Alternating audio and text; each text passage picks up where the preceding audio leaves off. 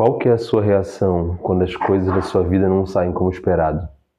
Às vezes você acredita que Deus te abandonou, ou talvez que parte da sua vida tenha sido uma mentira, quando você ousou crer em Deus, quando você colocou seus planos na mão dele e fez aquilo que era certo.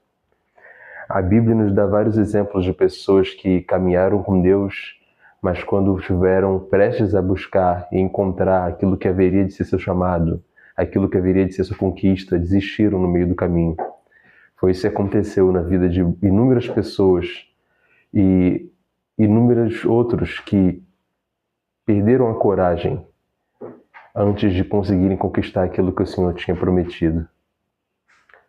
Enquanto isso, nós vemos histórias de homens como Abraão, como Isaac, como Jacó, que seguindo o exemplo do Senhor, seguindo o exemplo da fé que viam nos seus antepassados, e com certeza conheciam a história de Noé e de vários outros homens de Deus, permaneceram firmados na fé, crendo em coisas que ainda não conheciam, coisas que ainda não viam.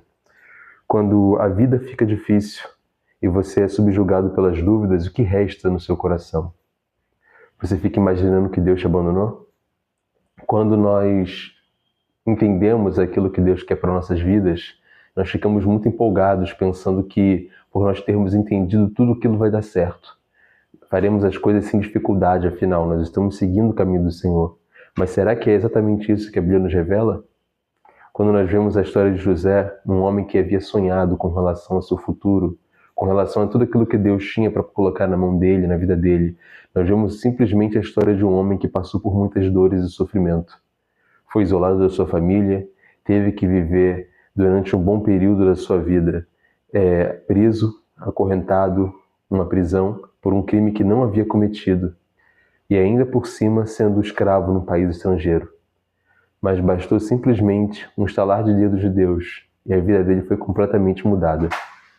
Eu estou lendo um livro chamado Uma Vida com Propósitos, do Rick Warren, e eu gostaria de ler um pedaço. Quando a vida fica difícil e você é subjugado pelas dúvidas, ou quando fica imaginando se viver para Cristo vale o esforço, lembre-se de que você ainda não chegou ao lar.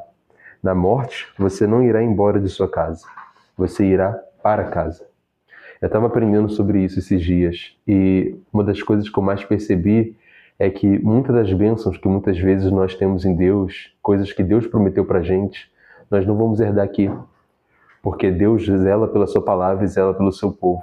Ele sabe que se nós recebêssemos certas coisas que nós queremos aqui agora, por mais que Ele queira nos abençoar com isso, nós seríamos completamente e desavisadamente afastados do plano dele para nossas vidas.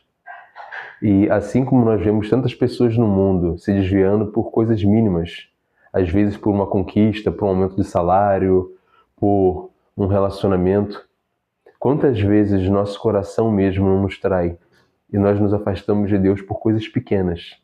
E é por isso que muitas vezes Deus não concede coisas que nós pedimos a Ele.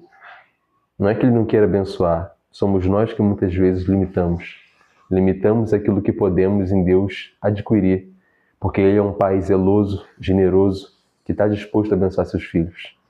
Mas o nosso coração, quando não está firmado no lugar correto, ele não é capaz de herdar as bênçãos de Deus da maneira como deveria.